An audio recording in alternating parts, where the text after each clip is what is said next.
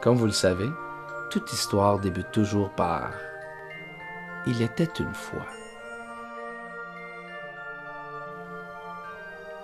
Donc, il était une fois deux amis passionnés et créatifs qui voulaient retrouver la magie de Noël. Leurs quêtes les apportèrent dans un monde magique rempli de gnolls et de fées. Comme toute aventure comporte un chemin sinueux ainsi qu'un lot d'incertitudes, ils seront confrontés à différentes contraintes. Mais ils devront maintenir leur motivation et leurs convictions profondes tout au long de leur parcours. Tout cela pour en arriver à la création de la porte de Noël.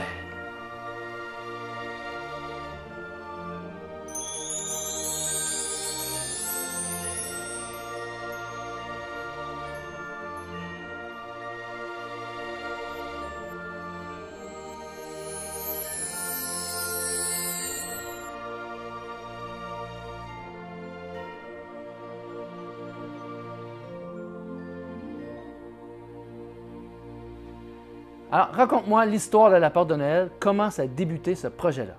Et la porte de Noël. Écoute, ça a commencé, ça fait quand même 2 ans.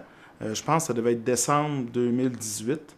Mon ami Frédéric, il vient me parler de quelque chose, mais sans pas trop m'en parler. Puis il essaie de me tendre la perche. Moi, je dis, regarde, s'il veut pas en parler, il n'en parle pas. Puis je pousserai pas. Mais là, je voyais qu'il insistait. Bon, OK, c'est quoi, tu sais? Ben, il dit, écoute, j'ai pensé à quelque chose, Pascal. J'ai pensé à une porte. J'ai eu un flash d'une porte, justement, qu'on pourrait mettre en dessous du sapin, qui pourrait faire venir, bon, au départ, on parlait peut-être de gnomes puis de fées. Parce que là, il dit, les lutins, ça marche plus bien bien. J'ai entendu qu'il y a du monde qui aimerait ça trouver d'autres choses pour remplacer les lutins. Et that's it. Je dis, ah, c'est cool, c'est beau, tu sais, ouais. Puis ça arrêtait là. Mais lui, il est sournois, Frédéric Lavoie. Oui, très sournois. Parce qu'il savait qu'en faisant ça, il allait allumer la mèche. OK? Et c'est ce qui est arrivé. Mais, tu sais, j'ai comme allumé une mèche, là. Puis 2 jours après, Pascal est arrivé avec une histoire. Il dit, hey, j'ai écrit une histoire, la porte, nanana. Moi, c'est ça. Moi, quand tu m'allumes sur une chose, je pars. Mais là, je suis parti. Mais parti d'aplomb. Là, c'était comme, ouf, OK. Là, c'est sûr, c'était pas final, mais c'était déjà assez complet, merci. Après une semaine après, je l'appelle, hey, Fred, tu sais, la fois, tu m'avais dit, ouais, ben, c'est.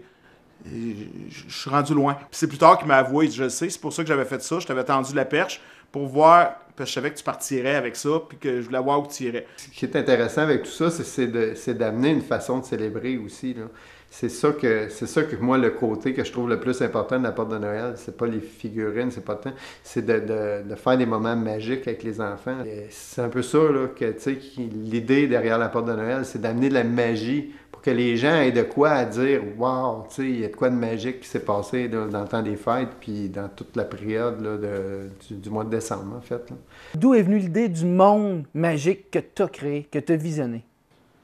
Ben, je pense que c'est parti quand même de tous les mondes enchantés un peu qu'on connaît. Tu sais, là, je suis vraiment parti, j'ai beaucoup d'imagination. Tu sais, je me suis posé beaucoup de questions là, en écrivant l'histoire, là, pour essayer vraiment. Puis moi, je suis professeur, je suis enseignant. Donc, il y a quand même le côté, des fois, pédagogique que je voulais aussi aller rechercher dans l'histoire, tout ça. Donc, j'ai pensé à ça, puis je dis aussi parce que vous allez voir dans l'histoire, il faut activer la porte de Noël, il faut aussi inviter les personnages avec différentes choses. Puis moi, j'ai dit, on va prendre des choses dans la cuisine. Des choses que tout le monde peut avoir à la maison, du sucre, du quick. Je vais mettre ça simple pour que les gens, ça soit pas étouffant pour eux autres. T'sais. Puis après, j'ai pensé, bon, qu'est-ce que je peux trouver? Parce que je sais que les tours, les gens étaient écœurés, on l'a vu dans les bye-bye, hein, le monde pognait les lutins, ils garochaient par-dessus eux autres. Ils étaient vraiment tannés. Même à l'école, je le sentais que c'était plus aussi populaire, les lutins, là, tout ça. Même les parents qui nous en parlaient. Là. Premier Saint-Valentin avec ma blonde, on a acheté un petit toutou avec un cœur. Il s'appelle Petit Cœur, mais lui, là, son but, c'est de se promener puis de se cacher partout dans la maison.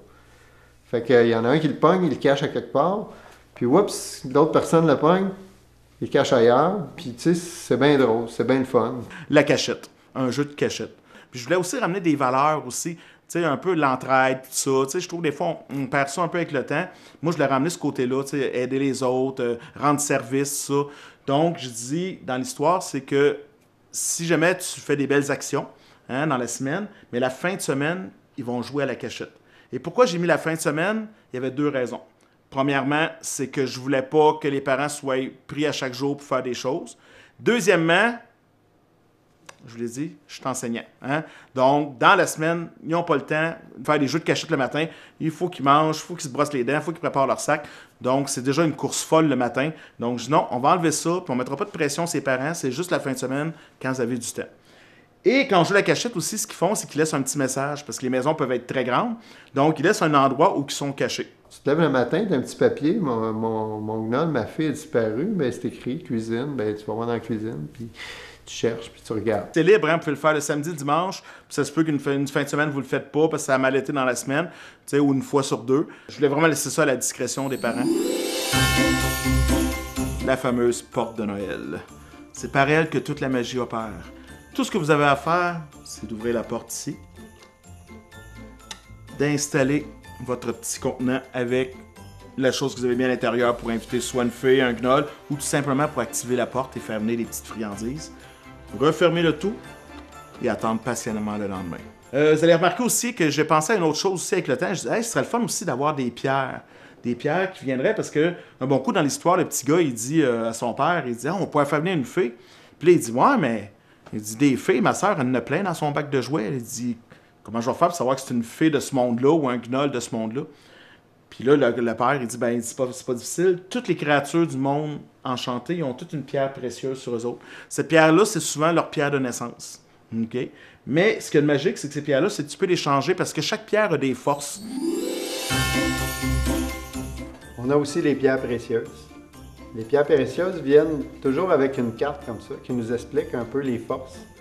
Comme ici, j'ai la pierre saphir, qui est la pierre du mois de septembre. La pierre de septembre, c'est la sagesse, la force et la vérité.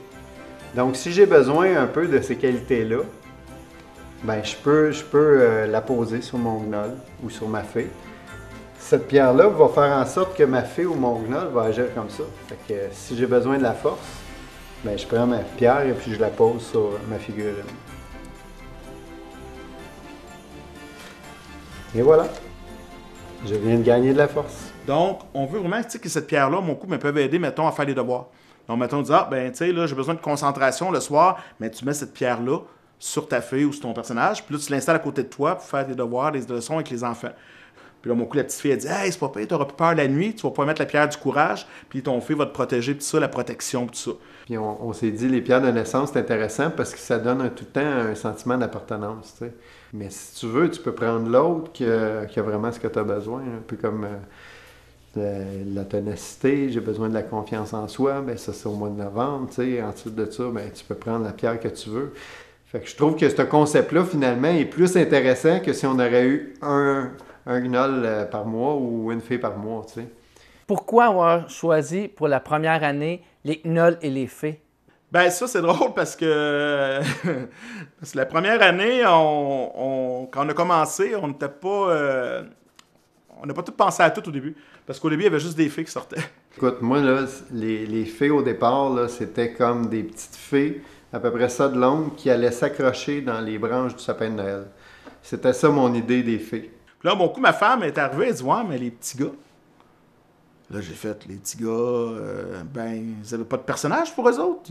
Pas sûr qu'ils vont vouloir tout avoir une fée. Là, j'ai fait, c'est vrai. On n'y avait pas pensé, aucun des deux.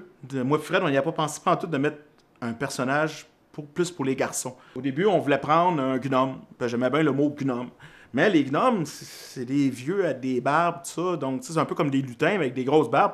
Donc, tu sais, je me disais, pas intéressant pour un enfant, là, tu sais, d'avoir un... Ah, moi, je suis content, tu sais, la petite fille est contente. J'ai une fille, wow, ça, c'était génial, c'était sûr qu'on les mettait. Mais l'autre, j'ai un gnome avec une grosse barbe vieux, tu sais, comme un... Donc, je dis, ça attirera pas. Puis là, je pensais aux trolls aussi. Mais les trolls, il y a eu des films, j'ai pas aimé les personnages, les visages. C'est pour ça que j'ai appelé ça un gnoll. C'est un mélange de gnome puis de troll. Ici, on a le gnoll vert. Lui, il sort la langue un peu. Il est un petit peu plus taquin, je dirais. Tu sais, il fait des pirouettes. Mais faites attention, hein, parce qu'il n'y a pas la langue sortie pour rien. C'est parce qu'il est très gourmand aussi. Fait que si tu oublies tes biscuits sur le bord du lit, c'est sûr et certain qu'il va y manger. Suite à ça, on s'est rencontrés. OK, on a dit, OK, bon, maintenant, il faut aller présenter ça aux fabricants, aux distributeurs. Ce qui est arrivé, c'est que Frédéric avait déjà travaillé pour la compagnie Derco. Puis il avait entendu à mon coup durant un meeting qu'il disait « Ah, c'est plate, les ventes des lutins ont descendu, puis tout ça, puis ce serait le fun de trouver d'autres choses. » Fait que là, on a préparé toute une présentation, un PowerPoint qui était assez quétaine, merci, si on la regarde aujourd'hui. Et puis, on est allé leur proposer avec un plan marketing sur à peu près 5 ans. Il faut s'entendre que Derco, c'est, je vais vous dire son nom complet, c'est Derco Horticulture. Donc, on s'entend qu'on est loin, mais loin de ce monde-là. Derco, on est aujourd'hui un des plus importants joueurs de l'Est du Canada au niveau distribution de produits horticoles. Autant les produits de décoration que les produits d'aménagement paysager. Donc, lui, une affaire comme ça, jamais il avait embarqué là-dedans. Là, décider de faire le produit puis le faire fabriquer en Chine, tout ça. Jamais il avait fait ça. Donc, on lui a présenté l'histoire, puis il a tellement aimé ça. J'embarque, les gars. Quelle fut ta première impression du projet lors du pitch de Frédéric et Pascal? Je dirais wow. Honnêtement, j'ai été emballé par les deux gars. Frédéric, on le connaissait, c'est un ancien employé de chez Derco. C'est un créatif. Puis quand j'ai vu Pascal pour la première fois, puis que je l'ai écouté raconter, faire son pitch de vente, vous avouez que j'ai resté surpris. Écoute, quand que tu vois Pascal raconter l'histoire, tu peux pas ne pas embarquer, tu sais. Veux pas, Pascal, il est assez théâtral, puis il était tellement dedans, il explique tellement bien l'histoire, puis il l'amène tellement bien, avec beaucoup d'humour, beaucoup de petites anecdotes. C'est difficile de ne pas embarquer dans quelque chose que Pascal nous raconte. C'est un des excellents raconteurs que j'ai eu la chance de croiser dans ma vie. Je vous dirais en tant que distributeur, on se fait souvent approcher. Je vous dirais 3, 4, 5 fois par année, il y a des gens qui vont nous appeler, envoyer des courriels, nous téléphoner, se présenter ici avec des nouveaux projets, des nouveaux produits. Dire, écoute, hey, j'ai inventé ça, on pourrait mettre ça en marché. Par expérience, il y a peu d'élus. Mais celui-ci, il ne fallait pas passer à côté. La fée mauve, elle est très mature pour son âge et elle possède une très grande sagesse. De plus, elle est capable de faire preuve de ténacité quand elle entreprend quelque chose. Elle adore, elle raffole de la compagnie des petits-enfants, ce qui fait qu'elle devrait vous suivre partout dans la maison. Quelle fut ta première impression lorsque ton chum et Fred t'ont parlé du projet?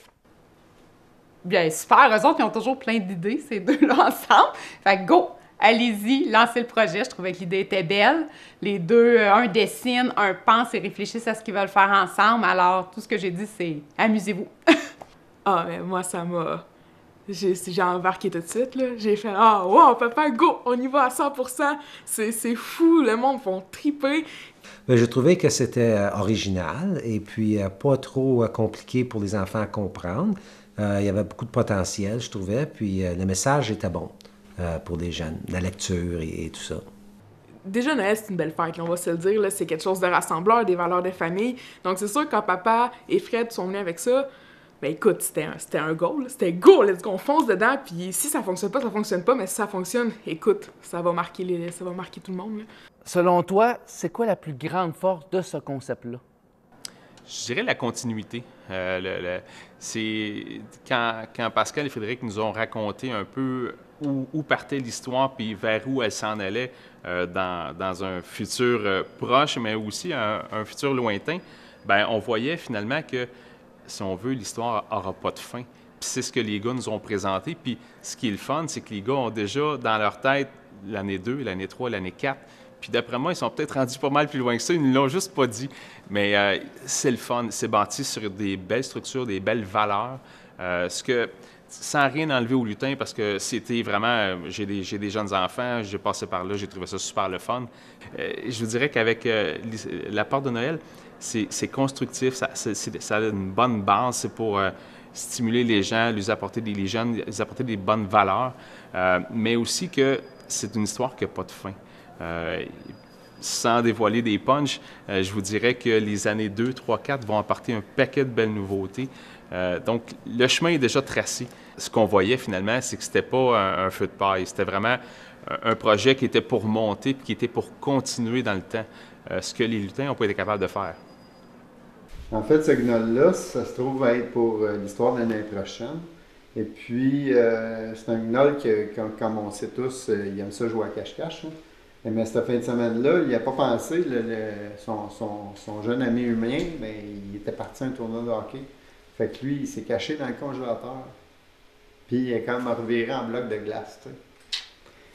Fait que là, je l'ai dessiné comme un petit peu les dents, comme ça, comme s'il aurait claqué des dents. Mais là, je suis en train de me dire que ça serait mieux si, au lieu qu'il y ait les bras juste chaque bord, ben, peut-être qu'il aurait peut-être pu avoir les bras comme ça. Tu sais, quand tu as froid, tu t'essaies de te réchauffer. Fait que je vais modifier mon dessin pour aller chercher un petit peu plus d'expression, là, pour que ça soit encore plus réaliste et encore plus amusant à voir le personnage. Ça va ressembler un peu à ça. Des fois, mes croquis, j'ai fait pas tout à fait précis, là, mais quand que je vais retracer mon ancrage, j'aurai pas de problème à reconnaître mes lignes, là, parce que je sais où je m'en vais. Là. C'est sûr que si quelqu'un d'autre passerait en arrière de moi, il dirait « Oh, attends une minute, là, c'est quoi cette ligne-là? » Des fois, c'est pas trop clair, mais mettons que l'expérience fait en sorte que je sais où je m'en vais. Là. Puis vu que je suis comme tout seul à travailler sur mes personnages, mes bonhommes, ben c'est ça. Ici, on a le guignol bleu. Le guignol bleu, lui, il est un petit peu plus timide. C'est un petit peu pour ça qu'il se cache derrière son foulard. Mais aussi, il est frileux. Fait que souvent, là, c'est bon de le tenir proche de soi, là, puis de le tenir au chaud, hein, parce que il veut pas avoir froid. C'est pour ça que sur le bas du foyer, il est parfait. Est-ce que le Père Noël fait partie du monde de la porte? Ben oui. Qui dit Noël, pour moi, dit le Père Noël. Donc, je ne voulais pas tasser le Père Noël. Pour moi, il est super important. Mais dans l'histoire, on en fait référence au mon coup. En fait, le Père Noël va se déplacer par les portes. On va apprendre ça à un moment donné, dans une de nos histoires qu'on va vous raconter, comment le Père Noël peut se promener d'une place à l'autre à travers les portes. Puis oui, c'est sûr qu'il vole dans le ciel, mais à un moment donné, la Terre est tellement grande que s'il veut faire le tour de la Terre en une nuit, ça y prend des trucs. Hein? Pour moi, la magie de Noël, c'est lui. C'est le Père Noël qui fait ça. Maintenant, vous avez l'idée. Comment avez-vous fait pour concrétiser les produits? On a rencontré François qui était l'acheteur chez le distributeur, que lui, il nous a pas mal aiguillé sur comment est-ce qu'il fallait préparer nos choses. La majorité des gens ne peuvent pas percevoir l'ouvrage qu'il y a en arrière de ça, le temps, les délais, les emails, les téléphones, les échantillons, les voyages qui se font entre avoir une idée sur papier puis arriver au produit final qu'on retrouve dans le présentoir, qui sont les personnages ou même les portes. On est allé faire le tour de leur inventaire de produits de Noël. On a regardé ce qu'on aimait. Il nous a sorti un personnage qui est un peu comme la fée avec des grandes pattes, des grandes jambes. Ils ont dit ça, c'est un produit qui se vend déjà beaucoup. Donc, si on irait un petit peu comme ça, puis on écrit un costume, on la décore à notre goût. Au début, on avait des grandes idées, hein, même la folie des grandeurs. Puis au début, ce qu'on voulait faire, c'est qu'on avait le concept des pierres, mais on avait été plus loin que ça. Nous autres, c'est que chaque fée, c'était la couleur de sa pierre, son costume. Ce qui faisait que ça faisait 12 fées différentes, 12 couleurs différentes. Puis après, ça nous prenait 12 gnolls de couleurs différentes aussi. Mais là, on s'est fait dire, wow, les gars, là, ça marche pas de même. Là. Il y a des minimums de commandes. Puis. Frédéric et Pascal ont appris beaucoup de cette aventure-là. C'est pas quelque chose qui est simple. Donc, ça, il a fallu se réajuster. Tu sais, c'est une question d'ajustement, c'est normal. Donc là, dans mon cas, on dit, OK, c'est correct. On n'ira pas avec les 12 fées de 12 couleurs différentes. C'était une super bonne idée au début, mais on se rend compte que c'était pas viable commercialement. Donc, on dit, on y allait avec 3 couleurs qu'on va choisir. Puis vraiment, on y était avec des couleurs peut-être pas les plus traditionnelles. Tu sais, on était avec une mauve, une rose, puis une bleue. Donc, je sais qu'on aurait dû mettre une rouge, une verte, ça va venir. Toutes les robes sont différentes. Ceux qui vont remarquer, là, elle, vous voyez, elle a comme des petites manches ici. L'autre est plus jusqu'en haut, la fée rose. La fée mauve, elle, mais c'est tout attaché en avant, puis c'est vers le bas que ça se dégage. Donc, on est vraiment, écoute, on est des designers de robes. C'est qu'on y a mis même des petites bottes avec des petits talons. Je sais que c'est un détail insignifiant, mais moi, les enfants l'ont remarqué, ça. Ils ont fait « Hey, elle a des petits talons, tu sais. » Donc, je dis « OK, nos filles vont sortir avec quelque chose de plus qu'avoir juste la petite bottine fermée et tout ça. » Donc, on est content, ils l'ont fait. Les ailes aussi, maintenant, on va trouver quelque chose de simple. On savait qu'on ne pouvait pas mettre ça compliqué. Au début, c'était supposé peut-être plus un peu comme des broches qu'on pouvait. Là, ça finit plus en feutrine, puis c'est correct. Et puis les gnolls, c'est pareil. Ça a été aussi avec ses distributeurs, avec ses fournisseurs, que là, on a choisi des choses qu'on aimait dans son inventaire. On dit, hey, regarde, si on ferait un mélange de tout ça, moi j'aime ça. Tu sais, on aimait l'espèce de petite boule trapue avec la tête ronde. Fait que suite à ça, ben, on avait vu aussi des personnages qui avaient des trucs semblables à ça. On a 3 gnolls différents pour cette année. Donc, on voulait vraiment les gnolls, quelque chose amusant. T'sais. Donc, il y en a un, le gnoll rouge, il a un gros smile, gros sourire. Lui, mais moi, celle-là, je l'aime bien, il a la langue sortie. Moi, ça, c'est mon gnoll gourmand. Puis l'autre, je voulais que ça ait plus timide, le gnoll bleu. Vraiment qu'il y ait chacun un peu leur personnalité. Le farceur, le gourmand. Pour ce qui est des portes, ben là, c'est un petit peu la même chose. La porte, nous, au départ, c'était une porte qu'on ouvrait, puis on mettait un bol en arrière, puis on refermait. On avait une idée d'une autre porte au début. Hein. On la voyait plus magique, plus féerique, tout ça, mais il faut aller avec les manufacturiers qui ont disponible. Donc, à partir de ça, ils se disent, on pourrait faire telle façon, puis au début, ils disent, ah non, c'est pas ça qu'on voulait. C'était comme une porte qui tombait comme sur le néant, si tu veux. Et puis là, en discutant avec François, il dit, nous, on a un fabricant qui fait des petites maisons, peut-être qu'il pourrait nous faire des portes. Puis ce qui est intéressant, il y a une lumière à l'intérieur. Et puis il dit en plus, tu sais, si tu ouvres la porte, tu mets ton petit pot de sucre pour l'activer, ben si c'est un chat, si c'est un chien, il n'ira pas, tu sais, il ira pas en mettre partout, là, tu sais. Puis le lendemain matin, on ouvre, le bol est vide. Ah ben, coudonc, ça dit qu'il s'est passé de quoi. Mais on voulait aussi vendre une porte avec un livre. Ce qu'on a fait, c'est qu'on a dit dans la version libraire, on va mettre une porte en carton qui ressemblait un peu à ça ici. Ça ressemblerait à ça. Puis là, ben, on aurait pu la découper puis la mettre sous le sapin si jamais on ne veut pas acheter la porte qui est comme plus de luxe. Ce qu'on s'est rendu compte avec le temps, ben, c'est que ça ici, ce qui arrive, c'est que c'est juste une feuille avec 2 petits... fait que ça plie comme ça. Fait que finalement, je suis comme pas mal fier de ma shot, là. Je l'ai encore.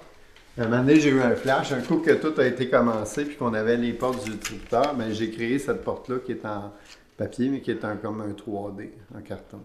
Qui est quand même assez solide. Bon, après ça, on a envoyé ça à François qui a envoyé ça à son fabricant. Même, je pense que lui, il est allé en Chine justement rencontrer... il y a tout le temps des gros shows au mois de novembre. Là. Fait qu'il est allé rencontrer les fabricants. Donc, nous, on est parti vraiment des dessins de Frédéric, puis on est allé rencontrer nos fournisseurs. C'est moi qui ai eu le privilège de travailler en collaboration ou de faire le pont, si on veut, entre les deux. Parce qu'il faut vraiment que tu sois, j'allais dire très clair, mais c'est pas assez fort. Il faut que c'est encore plus clair que ça quand tu envoies ça en Chine. C'est incroyable. Il y a la barrière de langage, même si les Chinois aujourd'hui, une bonne partie d'entre eux parlent anglais, il reste quand même que les termes, les expressions, la compréhension n'est pas la même que nous autres ici. Donc, des fois, on explique certaines choses, puis ça n'arrive pas toujours comme on l'aurait voulu. Premier prototype qu'on a eu en photo, là, on s'est dit, OK, ça ne marchera pas. Il n'avait pas respecté aucune des consignes qu'on avait mises. Les filles n'avaient même pas d'ailes. C'était horrible. Mais quand on dit horrible, là, on était découragé, on a fait « OK, c'est ça ». Quand on a eu les premières photos, ça se trouve être la fée, on était vraiment déçus parce que les couleurs n'étaient pas là pantoute. Les petits détails qu'on a demandé n'étaient pas là pantoute. Là. On s'est dit « Ben voyons donc, c'est loin, loin, loin de ce qu'on veut ». On n'avait absolument rien de ce qu'on avait dit. On avait juste la fée, elle n'a même pas fait le gnoll. On disait la fée était affreuse, pas d'elle. Une fée, pas d'elle. Donc on savait avoir de l'air quoi les gnolls. Mais regarde, on était dans la machine, on a laissé aller ça, tout ça. Une des complexités de ça, c'est le délai. Ce qu'il faut savoir, c'est qu'aujourd'hui, on va arriver en décembre. Ce que vous voyez là, on l'a préparé, ça fait 2 ans. C'est long. C'est un long processus et on envoie un dessin de ce qu'on aimerait. Il nous retourne une photo de ce que ça a l'air. On dit non, il faut que tu rechanges ça. À chaque fois, c'est 1 mois, 2 mois, 3 mois. On va en voyage, on amène des matériaux, on fait approuver des matériaux. C'est long. C'est un très long processus. Les premières images des produits pour le mois d'août 2019. Après ça, on reçoit les premiers échantillons en novembre. Après ça, on demande des modifs, ça arrive mi-décembre. Puis là, il faut que les produits finaux ils soient là, qu'ils soient prêts en janvier. pour que les marchands embarquent. Mais là, il n'y avait pas de présentoir, on n'avait pas le présentoir en janvier, on n'avait pas les livres en janvier, on avait des figurines qu'on a ici, puis les portes. Fait que, tu sais, ça a été dur d'embarquer les marchands en disant « Hey, regarde, ça va être un gros boom, là, on arrive avec de quoi, là? » Les commerçants, c'est des entrepreneurs. Fait ils sont un petit peu comme nous autres. Eux autres aussi, ils se font offrir un paquet d'opportunités, un paquet de produits, un paquet d'idées. Malheureusement, ils doivent être sélectifs, ils doivent prendre des décisions, puis ils doivent dire, ben, OK, on embarque dans celui-là, mais lui, je peux pas. Il y a des choix à faire, puis c'est des choix bien personnels. C'est pas parce que c'est un bon magasin ou un moins bon magasin, c'est vraiment un choix personnel. C'est un choix d'entrepreneur. On a la chance cette année d'avoir avec nous autres des marchands participants, des gens qui généralement osent, des gens qui sont capables d'aller au-delà de ce qui est le standard, si on veut. C'est des gens qui aiment se démarquer. Puis ces gens-là ont embarqué avec plaisir. Puis je suis convaincu que l'année prochaine, ils vont nous remercier d'avoir embarqué.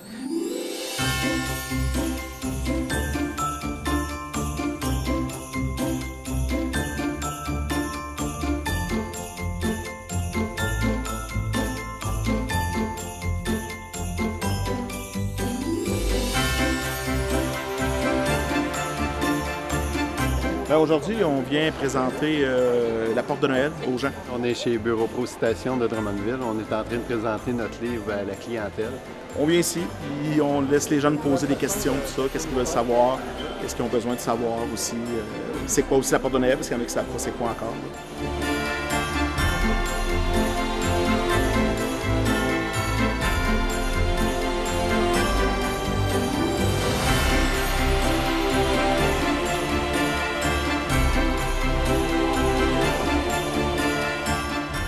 Est-ce que tu t'es servi de ton expérience en tant que professeur pour monter ton histoire?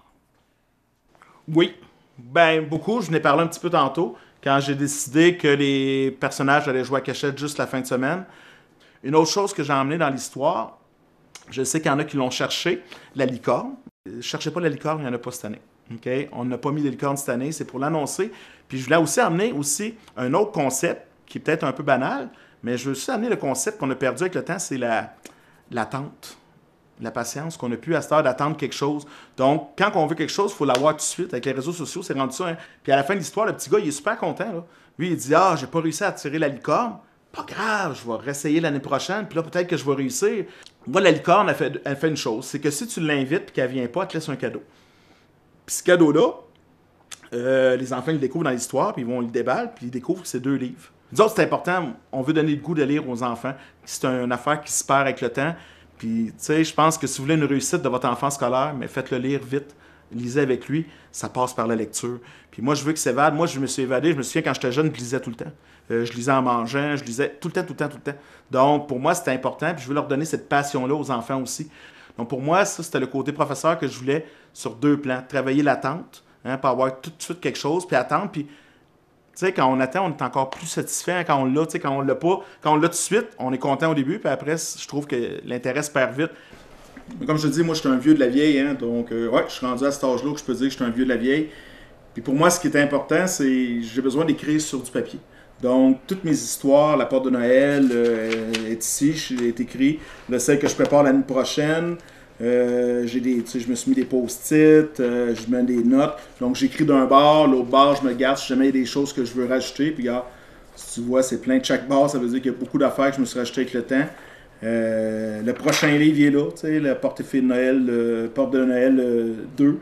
Donc, là, j'ai commencé à écrire le prochain. J'ai déjà fait le début, tout ça. Puis, donc, tu sais, tout me là, puis quand j'ai le temps, je continue, mais je fais pas rien par informatique. Là, ça m'intéresse pas. J'ai besoin de sentir le papier, sentir le vrai. Je sais pas comment expliquer ça. Là. J'aime ça écrire, j'aime ça. Même si mon écriture n'est pas super belle, moi, je me comprends. C'est ça l'important. Puis aussi, il y a une chose, il y en a peut-être qui vont remarquer, puis je sais que des fois, ils sont peut-être même faire certaines critiques, ils vont dire « Ah, il y a des mots, des fois, c'est un peu difficile pour les jeunes enfants. » Oui, c'est vrai, mais moi, je me dis toujours qu'il y a un parent en arrière aussi. Hein? Donc, moi, je trouve ça important. Moi, je veux donner plus de vocabulaire, parce qu'on n'arrête pas de dire que la langue française, elle est très riche au niveau du vocabulaire, mais on utilise souvent les mêmes synonymes. Donc, moi, j'essaie d'amener des fois d'autres mots, des mots qu'ils ne connaissent pas. Parce que moi, en tant qu'enseignant, ce que j'aime, c'est quand je dis quelque chose aux enfants, puis on tombe sur un mot qu'on ne connaît pas. Puis là, je vais voir. Il y en a qui se doutent. Puis là, mon coup, ils font eux autres même des références. Ah, ça me fait penser à ce mot-là. Puis là, mon coup, ils commencent à comprendre. Moi, je vais leur donner beaucoup de vocabulaire, tu sais, pour dire, hey, gars, essaye d'avoir, à force d'en rentrer quelques-unes, peut-être qu'avec le temps, tu sais, tu vas utiliser d'autres mots. OK? Puis c'est pas être, ah, moi, je parle bien. Non, c'est même pas de parler bien. C'est pouvoir décrire plus de choses avec des mots différents. Puis c'est pour ça que dans l'histoire, des fois, oui, il y a peut-être des petits mots. Des fois, tu te dis, ben, l'enfant ne connaîtra pas ça à cet âge-là, ça. Non, mais gars, prenez le temps de l'expliquer à votre enfant. Hein? Puis si jamais vous ne le connaissez pas, vous autres, ça se peut. On va aller chercher sur Internet qu'est-ce que ça veut dire, tout ça. Moi, je dis toujours à mes parents d'élèves en deuxième année, tu sais, des fois, si votre enfant a de la misère à lire, mais lisez une page, lui en lit une. Ben, mon coup, on apprend par l'exemple, hein, tu sais, donc l'imitation. Donc, mon coup, si vous faites des voix, lui va essayer d'en faire. Tu sais, puis des fois, j'en fais dans ma classe, puis quand que, des fois, je leur fais lire, je dis, OK, là, vous allez prendre une voix. Écoute, il y en a qui me sortent des affaires extraordinaires, là. C'est drôle, on rit dans la classe parce qu'ils essayent de faire une voix aussi. Des fois, c'est maladroit, mais c'est parfait, c'est comme ça qu'on commence, c'est comme ça qu'on s'exprime. La fée bleue, elle est curieuse comme pas une. Elle est toujours à la recherche de nouvelles choses à apprendre, de nouvelles connaissances à découvrir. Ce qui fait que c'est la compagne idéale pour t'aider à faire tes devoirs et leçons le soir. Là. Puis en plus, mais si tu veux y faire plaisir, là, mais lisez une petite histoire ou amène-la faire une recette avec toi, là, elle va être aux anges. Dans notre texte Sab, on a fait une traduction anglaise de l'histoire aussi, une traduction qui est super belle là, par mon ami Steve Rutherford. Moi, je le connaissais pas. Pascal m'avait parlé, même, écoute, ça faisait longtemps qu'il m'en avait parlé. Je connais un professeur qui est anglophone, qui enseigne à la petite enfance comme lui. Qui est déjà dans ce monde-là, donc tu sais, j'avais dit, hey, toi aussi, je veux que tu mettes des mots, tu sais, là, plus, des fois un peu plus différents. Je veux que les enfants apprennent du vocabulaire à travers notre histoire aussi. Là. Il dit, je pense qu'il serait bon pour faire la traduction. Écoute, moi, quand je l'ai lu, j'ai adoré la traduction qu'il a faite. Comment tu t'es fait approcher pour la traduction du livre de La Porte de Noël? Pascal, c'est un vieil ami depuis qu'on est ado. On travaillait chez Provigo ensemble, puis on gardait en contact un petit peu. Je sais qu'il est encore enseignant, lui aussi, comme moi. Et puis, finalement, il m'a approché avec l'idée, puis j'ai trouvé que c'était bien le fun, puis j'ai dit « why not ». Quelle fut la plus difficile dans l'adaptation anglophone du livre? C'est d'essayer de rester faithful, fidèle au message que Pascal avait écrit et de ne pas transformer ça. Je ne voulais pas changer les choses. Des fois, je commençais à changer les choses, je me disais, non, c'est pas ça qu'il voulait dire pantoute. Je reviens, OK, c'est ça le message. Il fallait que le message soit le même. Puis écoute, il a fait une job extraordinaire. Je l'ai lu après, puis j'ai fait « wow ». Parce qu'on nous avait toujours dit que ça prend un anglais de naissance pour faire une traduction, pour que ça soit vraiment bien. Puis c'est vrai, elle est extraordinaire. Quels furent les plus grands sacrifices que tu as eu à faire pour ce projet? Ouf! Ben, je vais commencer en premier en disant chapeau à tous ceux qui amènent une idée au bout. Ce que j'ai découvert, c'est que ça aurait été tellement, mais tellement plus facile d'aborder à court de route. Là. Puis ça nous a passé par la tête, je vous dirais pas comment, de centaines de fois. C'est sûr que le plus gros sacrifice, ouais, c'est vraiment une question de temps. Une question de mettre beaucoup d'heures sur un projet qu'on ne sait pas où ça s'en va. Là.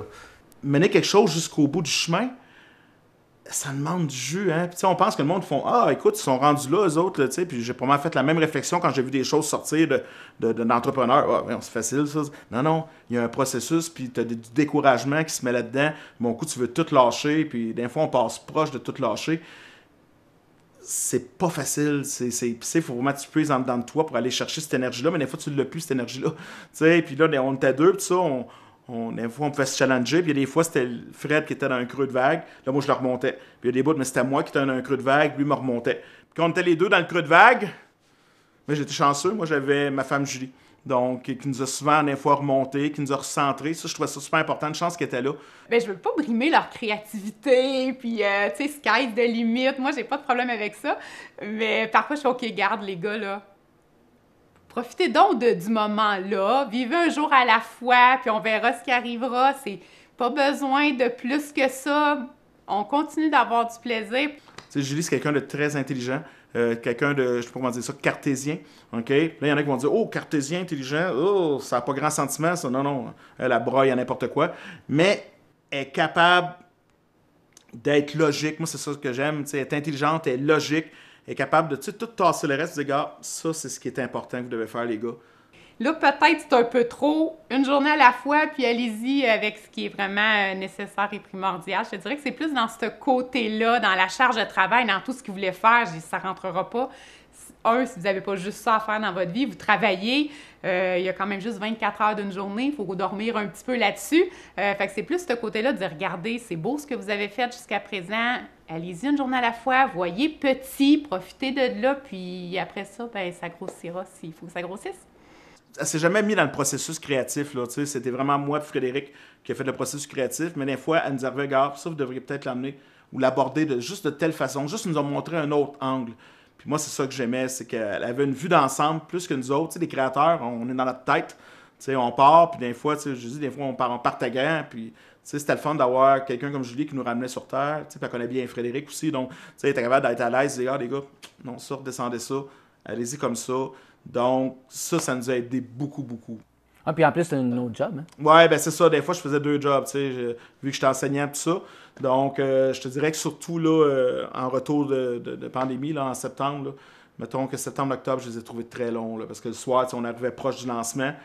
Moi, je pensais qu'on serait plus cool, là, tu sais, rendu là. Puis c'était pas ça, là. Il fallait rajouter des heures, puis des heures. Mais tu sais, tout le temps, c'est ça, quand on édite un livre, c'est beaucoup d'heures de création, de graphisme, d'illustration. Faire un site web aussi, de débogage, de vérification que tout est correct. Tu sais, c'est énormément de temps qu'on a mis. Si je mets notamment Pascal aussi qui a été rencontré aussi des marchands, qui a fait des pitchs de vente, que c'était pas son rôle non plus, mais que tu sais, il croit autant que tu sais, on croit au projet, fait qu'on veut mettre du temps, puis on veut se dire regarde, go. Puis ils le disent, hein, au début, tu mets, mon Dieu, tellement plus d'heures que qu'est-ce que ça va te rapporter, parce que nous autres, on s'entend, ça ne rapporte presque rien cette année-là. Puis c'est correct, c'est une année zéro, c'est une année de lancement, c'est pas ça qu'on visait. Mais on le sait, toutes les heures qu'on a mis là, on se retrouverait à 17 $, là, façon de parler. Là. Je pense que tous ceux qui ont réussi, c'est par là qu'il faut que tu passes. Il faut que tu mettes des heures et des heures sans les compter. C'est tellement plus facile, à mon coup, de dire « Ah, j'abandonne », puis c'est arrivé à cause de telle affaire. Ah, ben oui, ça aurait marché notre affaire, mais il y a telle personne qui nous a pas aidé, il est arrivé telle embûche, donc on est obligé de s'incliner. C'est pas vrai, tu peux toujours continuer. C'est pas que tout est noir, on a eu des beaux moments, des bouts de fun, mais pensez à ça quand vous allez voir des produits des fois, puis des créateurs, tout ça, puis dites-vous qu'il y a de la job derrière ça, puis il faut être dans les souliers de la personne pour le vivre. Moi, j'ai été dans leurs souliers, puis j'ai pas encore tout appris, j'ai encore plein de choses à apprendre dans ce monde-là, mais juste ce que j'ai vécu là, c'est que ça me fait apprécier beaucoup les personnes qui se rendent plus loin au bout de leur rêve. Se rendre au bout d'un rêve, là, c'est pas comme ça. Que c'est vraiment pas comme ça. Ici, on a le Gnoll rouge. Le Gnoll rouge, lui, il est un petit peu plus rigoleur. Il aime ça se faire chatouiller, il aime ça chatouiller les autres. Il aime ça se cacher aussi. Il adore la cachette. Lui, c'est celle-là qui va trouver les cachettes les plus inusitées, là, parce qu'il est vraiment un spécialiste. Puis si tu aimes ça compter des jokes, il va être tout le temps crampé. Tout le temps. Puis c'était quoi ta première réaction quand tu as tenu les produits dans tes mains? Wow! Surprise, impressionnée. Je m'attendais pas à ça. Pas dans le sens, je m'attendais à moins, mais j'ai fait « Ah, wow, OK, c'est vrai! » C'est drôle, des fois, hein, tu parles à des personnes, tu dis « Ah oui, j'ai un projet que je vais sortir, là, dans 2 ans, tout ça, là, c'était peut-être rendu 1 an. » C'est bon, ah ouais, tu fais un projet. Bravo, mon chum. c'est cool. Tu sais, le monde te fait un peu ça, puis c'est normal, tu sais, tout le monde a des idées. Ah ouais, je fais un projet. Puis là, je dis, regarde, attends, je vais te montrer les photos. Puis là, je montrais les photos des prototypes qu'on avait su. Puis là, il faisait comme, quoi? C'est donc bien beau, ça. Ben oui, c'est ce que je te disais. Ah, mais c'est professionnel, c'est super beau. Ben oui, c'est ce que je pensais que je t'avais parlé, là. T'sais. Donc, c'était le fun de voir la réaction du monde. T'sais, vraiment, il faisait un coup d'œil, après, il revenait, puis il faisait OK, c'est ça que vous avez fait. Écoute, là, c'est sûr que moi, les petites feuilles, j'aime bien ça, là. Puis le gnoll avec sa petite langue, là, tu sais, ça fait drôle, je pense que les enfants vont vraiment apprécier. Mais honnêtement, ma première réaction, c'était plus les photos. Quand on a reçu les deuxièmes photos, là, c'était « wow », c'était exactement ça, tu sais. Fait que là, on est comme « wow, OK ». Puis quand je l'ai eu dans les mains, pour vrai, je trouvais qu'il était pas mal plus gros, le gnoll, pas mal plus gros que ce que je pensais. Je pense que c'est des très beaux produits. Je pense qu'ils vont chercher le côté enfant, tout ça. Puis, tu sais, je les ai présentés à mes élèves. Écoute, les yeux, là, c'était magique, là. J'avais une petite fille dans ma classe, tu sais, que je parle. Ah oui, il existe une porte de Noël avec des créatures. Puis là, elle me regardait, tu sais, deuxième année, c'était comme... C'est parce que moi, je le sais que le Père Noël puis les lutins, tu sais, bon, c'est ça. Non, nous autres, une histoire, c'est pas pareil, là, tu sais. Puis là, je monte, puis tu sais, je commence à expliquer, puis là, je parle aux autres. Puis à la fin, j'en veux. Tu sais, celles qui croyaient pas à ça du tout. Mais là, à la fin, c'était... Oh oui, j'en veux, hey, c'est vrai, puis ils vont-tu être vrais? Puis non, ils disaient, ça, c'est-tu des vrais, là? Ben non, ça, c'est plus une version, tu sais, parce que quand ils sont dans notre monde, ils se transforment plus en toutou, tu sais, parce que c'est le soir qu'ils peuvent bouger dans la nuit parce qu'ils veulent pas que les humains le voient. Mais tu sais, ils le regardaient, puis il y en a un qui s'est levé, puis il est venu s'approcher, puis il le regardait. C'est vrai qu'elle a l'air vrai! Puis il était vraiment expressif, c'était magique, ça. J'ai vraiment trippé de voir ça, là. Pour les enfants, c'est attrayant. Pour les adultes, ben, c'est beau dans la maison, ça fait pas quétaine. Mais vraiment, ça a été quelque chose de fabuleux quand on les a vus. Comme je dirais, comme a dit Julie, maman, wow, c'est magnifique. Est-ce que tu étais stressé la veille du lancement? Je sais pas si on peut appeler ça stressé. Honnêtement, oui. Fallu que je prenne des somnifères, fallu que je m'assomme avec un marteau. Tu sais, plus qu'on approchait de la date fatidique, plus que je paniquais, là. Tu sais, là, puis OK, il faut que je prenne ça. Qu'est-ce qu'on va sortir? On va sortir ça comme ça. Oui, je paniquais. Écoute, il y a tellement d'étapes de stress dans tout le processus que je peux pas te dire j'étais-tu plus stressé là ou là ou là ou là. C'est savoir si ça va-tu atteindre du monde. Tu sais, c'était ça, parce que ça, on s'entend, on part petit. Tu sais, je pars avec notre petite page que personne n'a jamais entendu parler. Tu sais, la date officielle, c'était le 4 novembre qu'on lançait, mais ça a parti le 1er novembre. Donc, on était comme 3 jours en avance de ce qu'on avait prévu de faire le grand lancement le 4. La machine était déjà partie avant nous autres. Donc là, on était comme au courant en arrière de la machine. C'est le fun parce que, tu sais, vu que ça a parti plus vite qu'on pensait, on n'était pas encore rendu dans...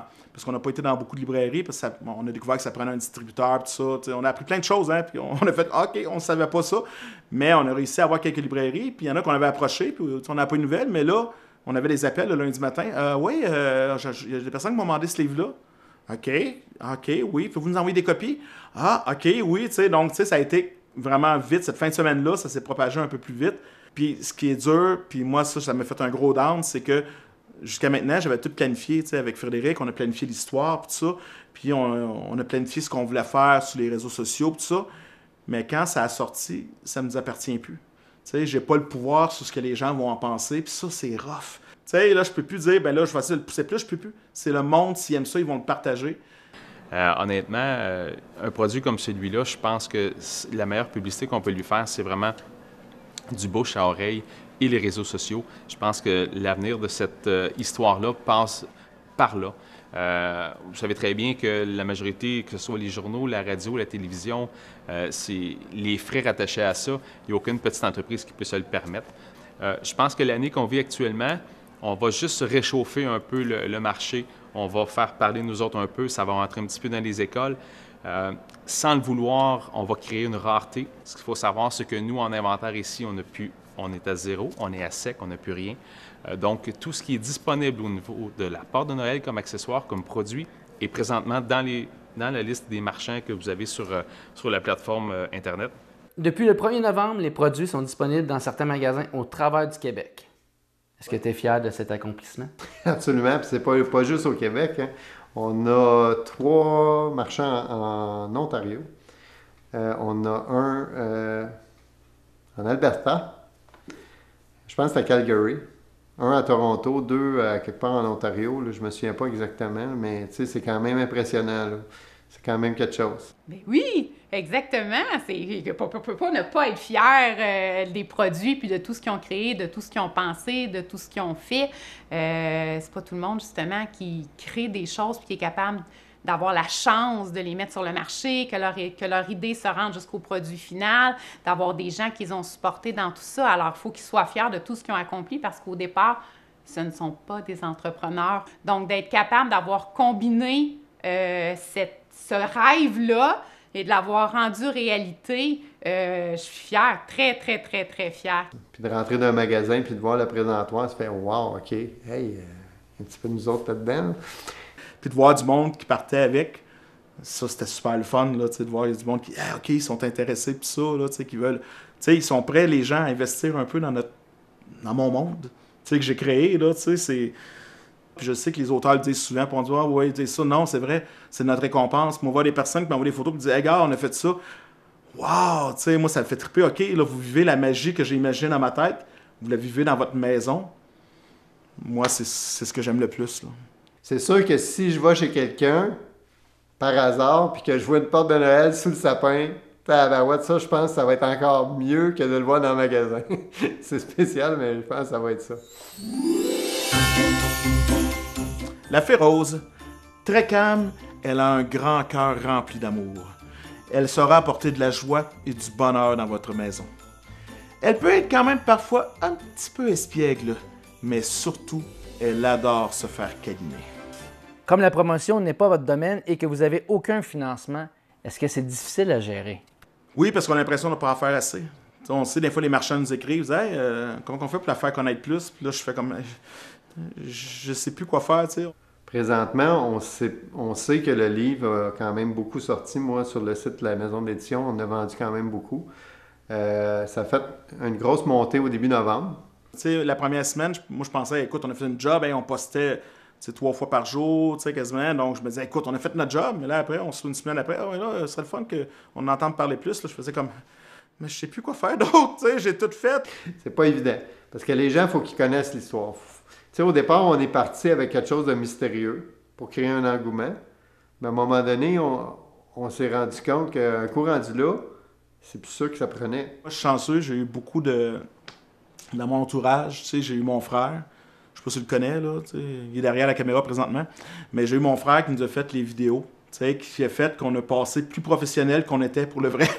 Parce que le teaser, justement, il y a des gens qui pensaient que c'était un film.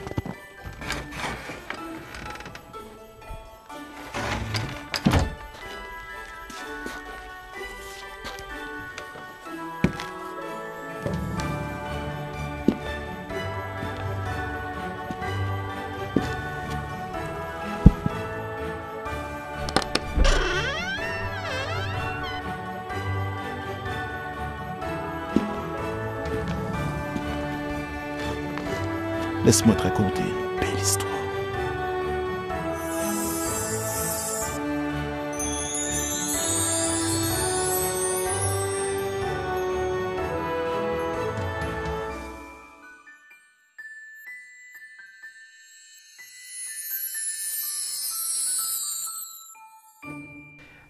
Quand est-ce qu'il sort le film? C'est quoi, tu sais? Non, c'était pas un film. Nous, c'était une porte. Puis vous avez vu, j'ai fait le grand-père parce qu'on n'a pas de budget. Donc, il faut que je fasse... On a fait plein d'affaires, hein, ça, je fais un aparté avec ça. Mais tu sais, Fred puis moi, on a fait plein d'affaires. On a fait les dessins, on a fait les acteurs quand il fallait le faire, le site Internet, tu sais, c'est Fred qui l'a monté, puis ça. Donc, on a fait tous les métiers quasiment là-dedans. Là. Toujours essayer de voir là, où est-ce qu'il faut s'enligner, où est-ce qu'il faut mettre des efforts. Tu sais, on avait prévu d'autres choses. Hein. Au début, on avait prévu... on avait approché même des défilés de parade de Noël.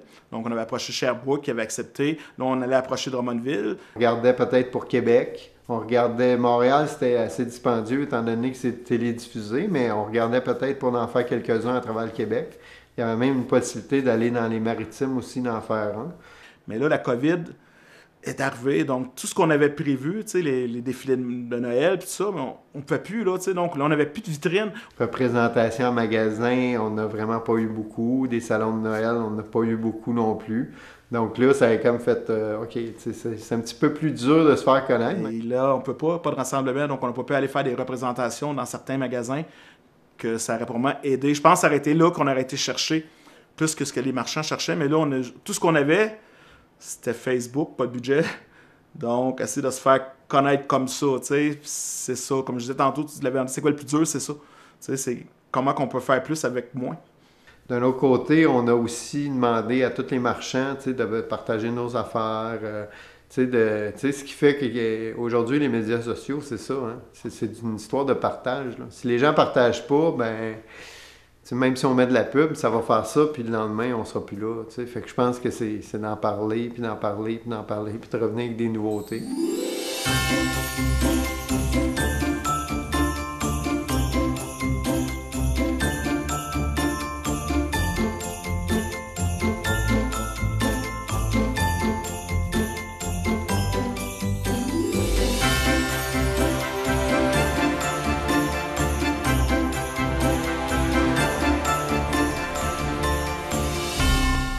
Où voyez-vous la porte de Noël dans 5 ans?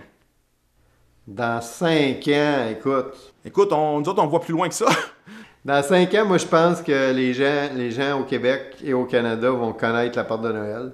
Je pense même qu'il y a une ouverture en Europe aussi par rapport à l'Angleterre. Ben, je crois que l'esprit de Noël en Angleterre, c'est le Victorian Christmas. C'est là que ça a tout débuté dans les années 1800. Je crois que les Anglais sont fous de ça.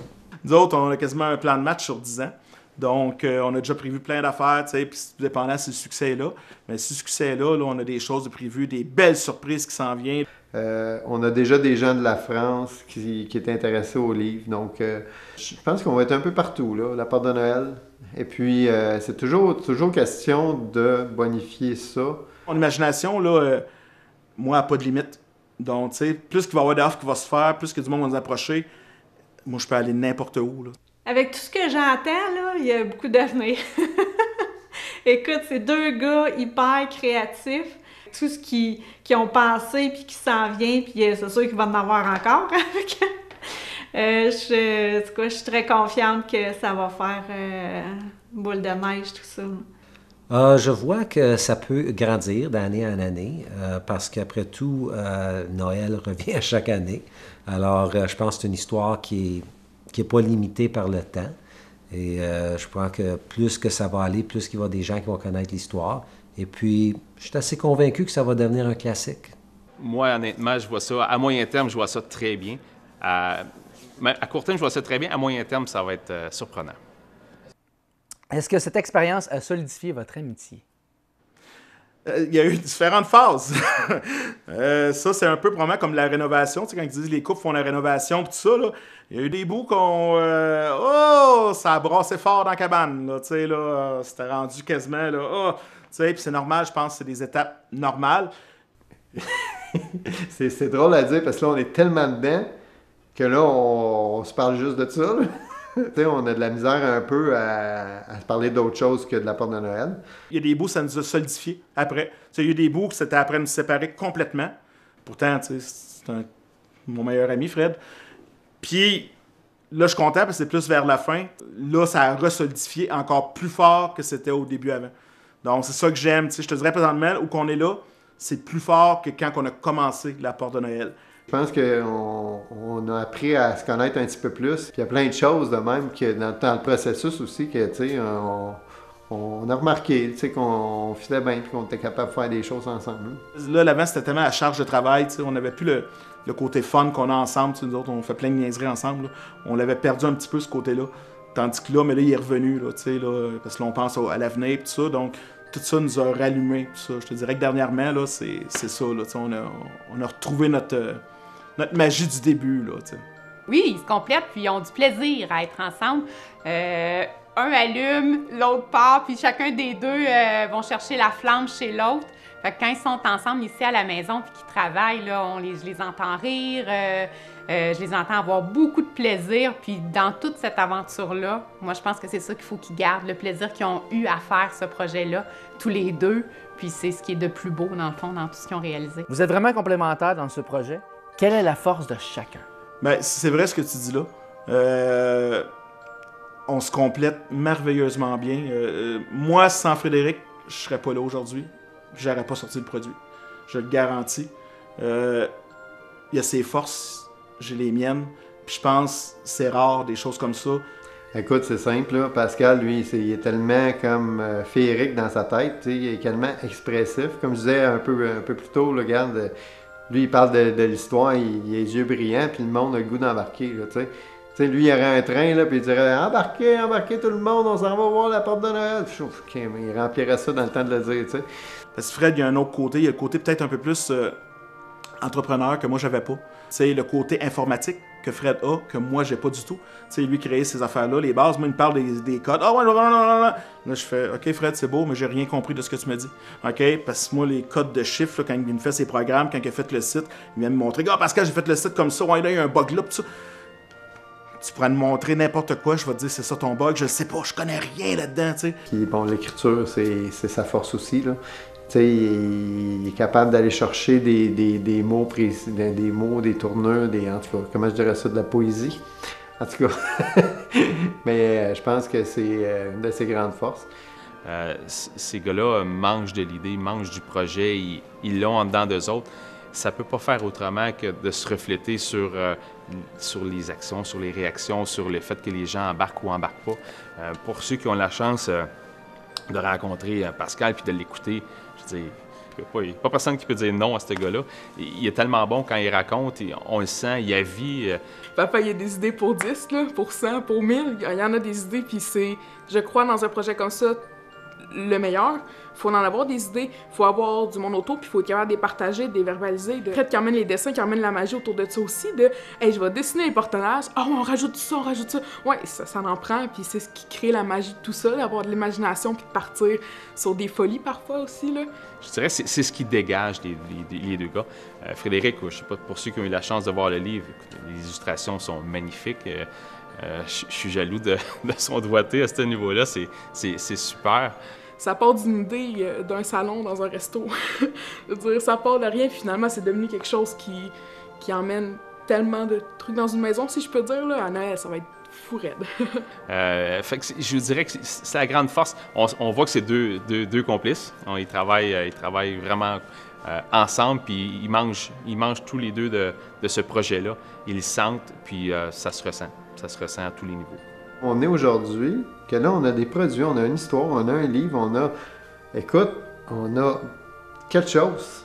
On a un travail d'équipe complémentaire, puis c'est merveilleux, tu sais. Fait que moi, je pense que c'est ça que je suis le plus fier. Tu sais, j'ai dit souvent à Fred, tu sais, je concevrais même pas faire ce projet-là sans toi. T'as pas le choix, tu peux pas mourir. Parce que je peux pas continuer sans toi, c'est sûr et certain. Parce que les gens vont dire, ah oui, tu peux trouver quelqu'un d'autre. Non, je peux pas. Ce qu'on a là, ça peut pas se remplacer par personne, par n'importe quelle expérience. Non, c'est vraiment, tu l'as dit, on se complète super bien. On a chacun nos forces, puis on alimente les forces de l'autre aussi. Donc, non, je le dis, je le répète, sans lui, la porte de Noël n'existe pas.